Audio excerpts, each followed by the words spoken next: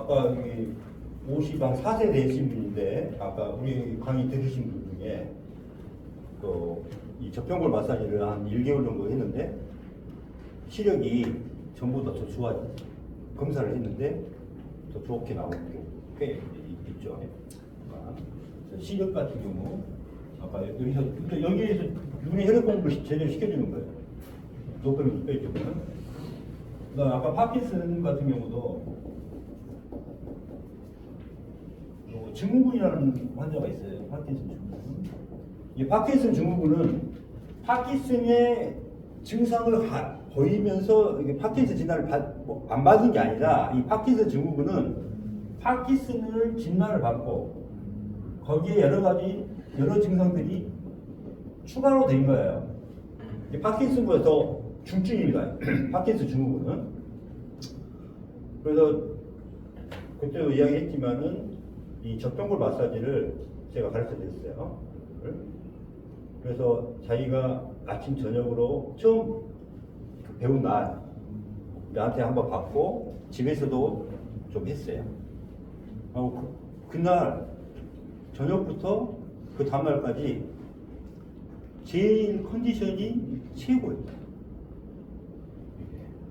그래가지고 그 다음날 왔어요. 원래 이제 지방에 있기 때문에 차로 올라가면 힘드니까 사업도 하고 막 그러니까 힘드니까 그랬는데 자기 혼자 걸어서 오더라고. 그 전에는 구축에서 양쪽에서 딸하고 아들이 구축에서 들어왔었는데 혼자 걸어 와요. 이걸 했더니 너무 좋다. 그래서 이제 저는 알았죠. 파킨슨도 아까 저평골에 문제 제한이 걸리니까 아까 뭐랬어요? 뇌척수액 분비가 안 되니까 거기에 도파민이라는 영양물질을 못 만들어요. 파킨슨 병에 우리가 도파민을 주는데 도파민 치료약이 아니에요. 도파민 부족으로 나오니까 도파민을 주는 거예요. 이걸 알겠죠? 아까 루게릭병도 마찬가지고 루게릭병도 아무튼 거기에 문제 생긴 거야. 아까 뇌척수액에 문제가 생긴 거예요. 그럼 그 뇌척수액에 대해서 뭐가 생긴 거예요? 이 저평골 문제가 생긴 거예요. 그래서 우리가 경부 마사지와 저평골 마사지를 꼭 해줘야 되는 이유가 여기 있어요. 그 다음에 우리가 아까 말했지만 치매. 일단은 뭐예요?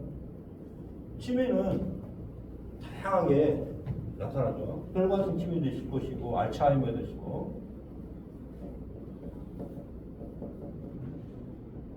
알츠하이머. 그 다음에 우리 알코올성 치매가 있을 것이고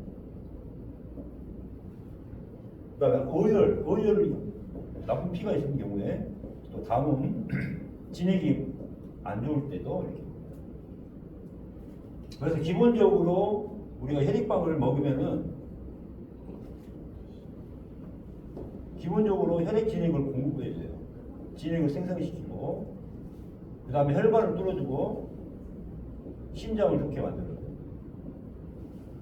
그래서 혈관의 문제, 심장의 문제 이런 거 다 일단은 조절을 해줍니다. 그 다음에 이제 혈액을 타고 온 몸을 다 돌아다니게 돼요, 이게. 그래서 또 입자를 나노화 해놨어요. 그렇기 때문에 보통 물질은 뇌를 통과를 못 하는데 이건 다 통과를 합니다. 그래서 몸에 있는 염증 바이러스를 다 잡아요.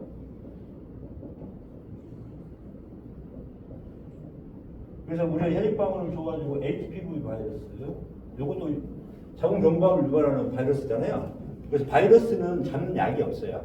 근데 우리 약을 먹고 한 2개월 먹고 검사를 했는데 음성을 봤어요. 이게 몸 돌아다니면서 염증 다 잡았던 거죠.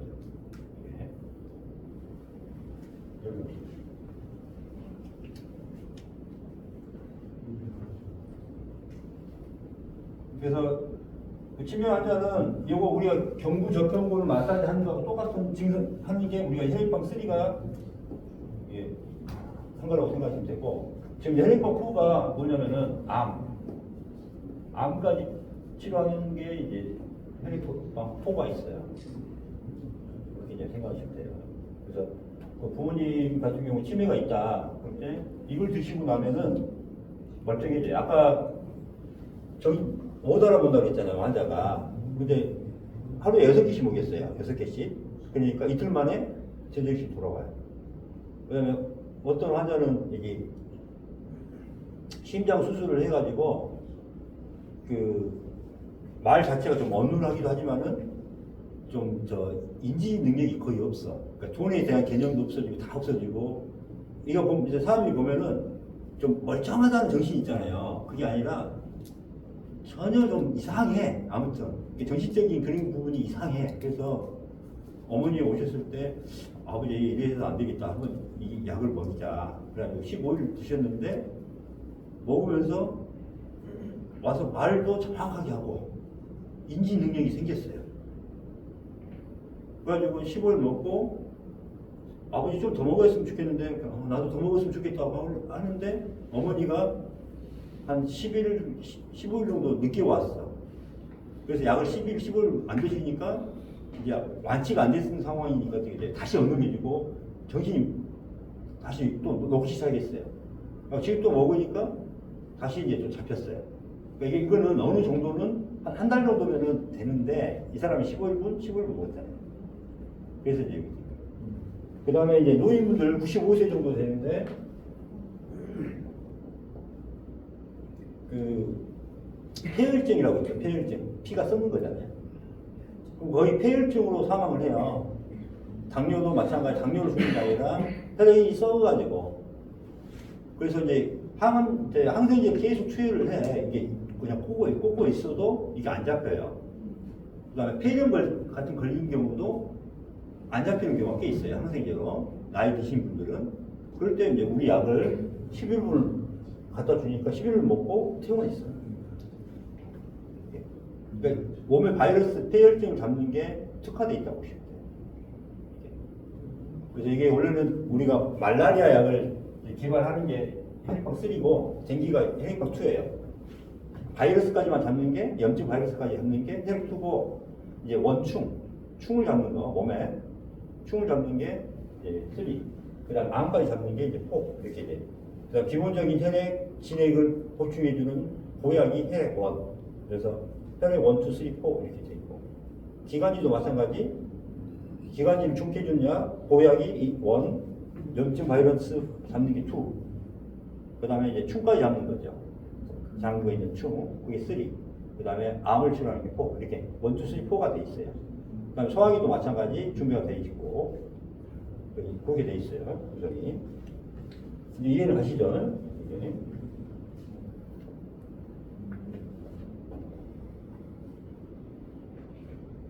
여러분 제일 중요한 게 이제 나는 젊어지고 싶다.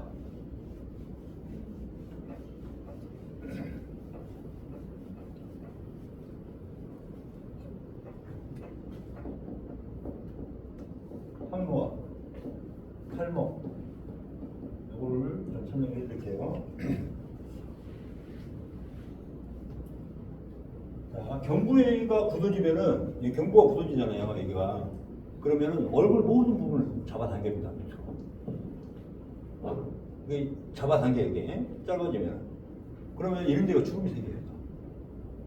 그 다음에 얼굴에서 되니까 여기인데도 다 팔자주름이 생기죠. 이런 거에. 여기 광대뼈가 내려가면서 어때요? 뼈가 움직이면서 이렇게 하면 늙게 보여요. 이게 올라가야 돼. 그래야 젊게 보여. 젊을 때는 이렇게 올라갔는데 처져요. 이렇게. 이 부분이 굳어버릴 때 어때요? 당기게 되죠. 그러면 이게 처지게 돼 있어요. 잠깐 뭐 젊어지고 싶은 분 있으면 한번 나와보세요. 없어? 용기가 안 나. 아니 금방 해줄게. 금방 와보세요. 한쪽만 해줄까요?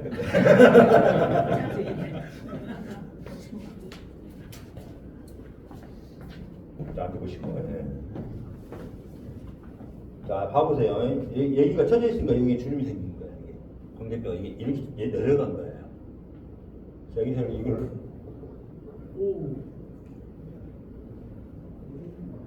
일단 일시적으로 올려줄게요.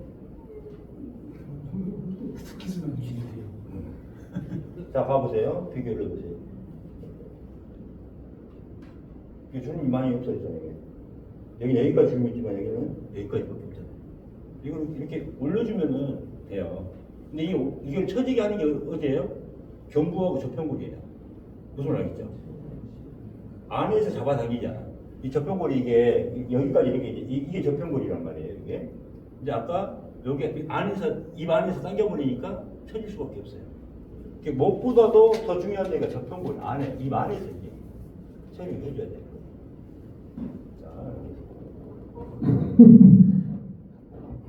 자, 봐보세요. 예. 이렇게 한번 봐보시고 이렇게 한번 봐보시고. 여자분들은 금방 아실 텐데. 좀 분해서요. 이빨이 나가지. 그리고 잇몸 질환도 저평골이 굳어버리면은 잇몸 질환이 쉽게 생깁니다.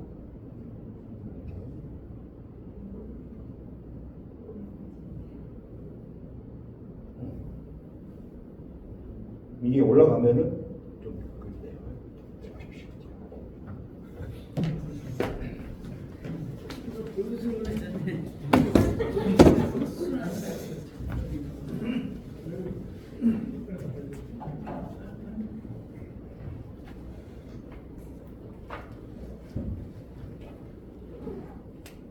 그래서 항노화는 일단 경부가 굳어지면은 그다음 저평골이 굳어지면은 처지게 돼 있습니다.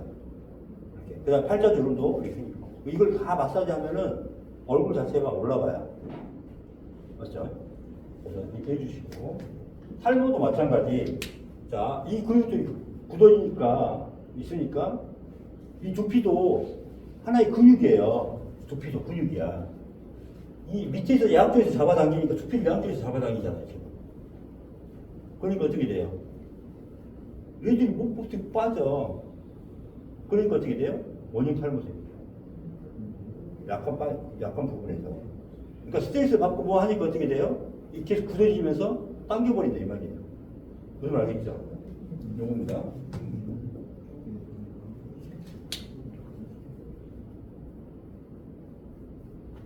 그 다음에 이제 우리가 이 인파 엄청 중요하죠. 인파순환.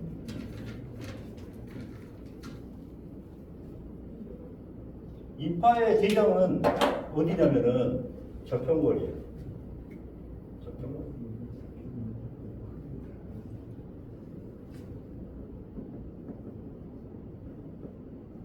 그 다음에 통로는 사각근, 목 쪽이에요. 여기가 가장 중요한 그거예요. 그 다음에 또 인파가 어디 있어요? 애가 있죠, 여기. 또 가장 큰 데는 어디예요? 장애근, 사타구니. 이 부위가 가장 큰, 그러니까 제일 큰 데가 대장이 저평골. 그 다음에 사각근, 경부. 그 다음에 세 번째가 서해부. 장애근. 나머지가 이제 흉부예요, 흉부. 흉부 가슴. 겨드랑이. 요겁니다. 그래서 우리가 인파에 관련된 거, 혈액암 있죠, 혈액암. 그 인파에 문제가 생긴 거잖아요. 그럼 어디에 제한이 걸렸어? 저평골에 제한이 걸리면은 혈액암이 생기게 돼 있어요. 우리가 인파, 백혈병 뭐 이런 거 있죠? 그거는 이 저평골이 거기 됐을 때 나타나요. 저평골이 안 되니까 뭐예요? 몸의 전반적으로 아까 내적 수익도 안 만들어지고, 그죠? 그래서 여기 경부, 그 다음에 이거 사타구니. 그러니까 인프 마사지 충분히 할 수가 있어요. 우리가 이거 할 수 있잖아요. 요거 하면. 그죠? 그래서 하지의 인파는 여기서 다 조절해주고, 상체의 인파는 여기서 해주고, 그 다음에 겨드랑이 해주고. 요겁니다. 요거만 해주면 인파순환이 다 돼요. 그러니까 백혈병이라든가 이런 거를 치료할 수 있는 포인트가 있었어요. 근데 지금 일반 그 의학이라든가 의학계나 한의학 쪽에서는 이걸 잘 모르니까 그리고 여기다가 뭐뭐 하면 돼요? 백혈병은 이 순환을 마사지를 해주면서 순환만 되면 백혈병이 안 생기죠. 뭔가 제한이 걸렸으니까 백혈병이 생긴 거예요.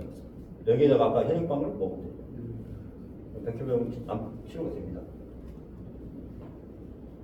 이거하고 또 관련 있는 게 뭐냐면은 우리 침샘이 마른 거 있죠, 침샘. 침샘이 말라서 침이 안 나와. 쇼그린 증후. 그것도 뭔가 제한이 있어 걸린 거거든요. 어디서 제한이 걸렸어? 적병골에서 제한이 걸렸어. 여기. 이게 이해가죠? 아까 요 입에 침샘이 입에 여기서 이제 침이 나오게 해줘야 되는데 뇌까지 혈 공급이 안 되고 진액 공급이 안 되니까 여기까지 벌릴 수 있어 없어? 없어요. 여기서 따로 이렇게 만들어서 벌리는 게 아니란 말이에요. 뇌 속에서 젖병골을 통해서 나와야 줘야 되는데 젖병골에서 제한이 걸려버렸잖아요. 그쵸? 젖병골에 제한이 걸리니까 침샘이 말라버렸어. 그 다음에 입에 허물어서 계속 아프신 분 많죠? 입 안에 이것도 마찬가지. 이건 제일 속에 있는 병이에요. 젖병골이에요. 이렇게 보시면 알겠죠? 그래서 쇼그린 증후군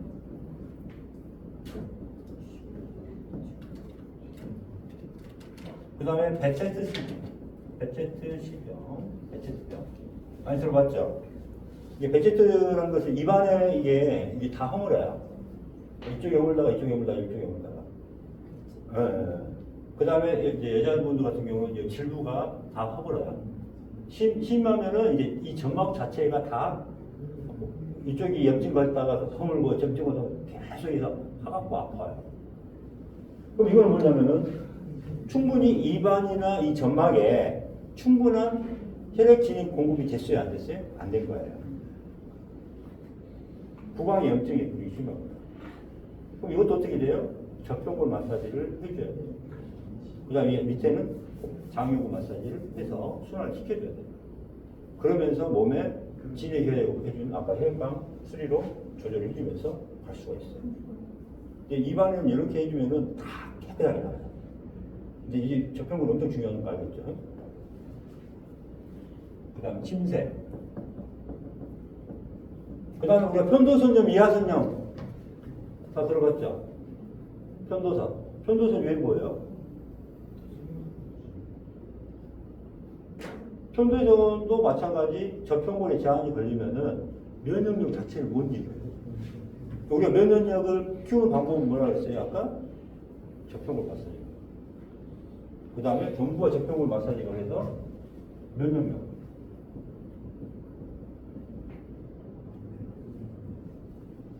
그래서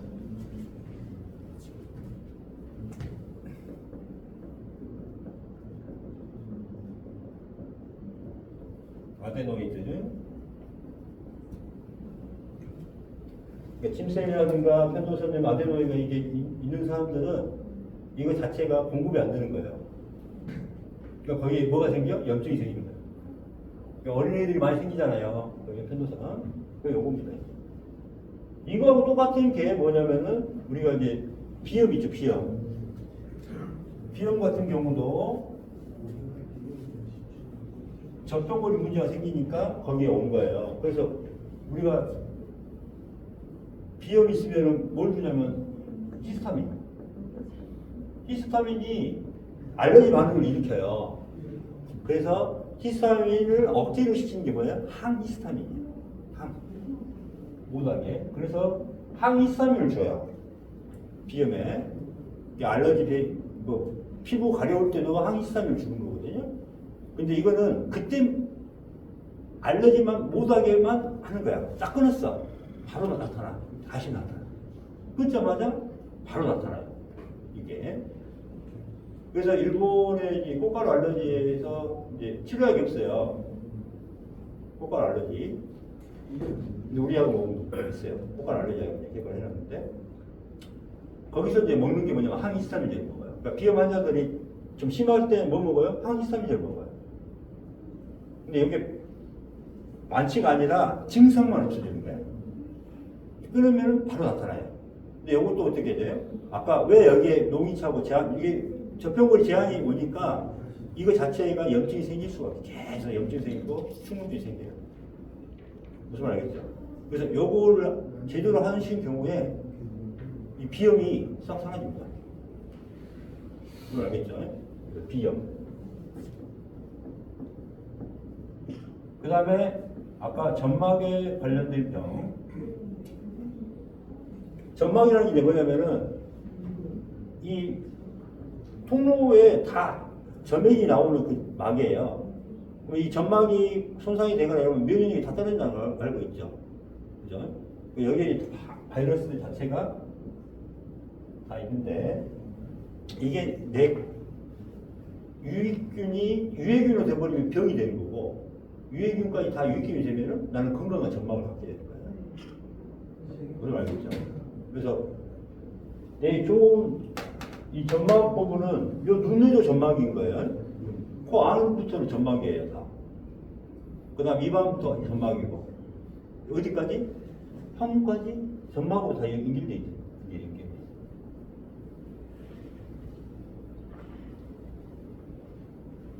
그래서 이렇게 진행혈액 공급이 충분히 돼야 되는데 이 면역 기능을 어디서 한다? 접촉물이 그게 중요한 거예요. 이해가시죠? 네, 끊어주시고 다시 해주세요.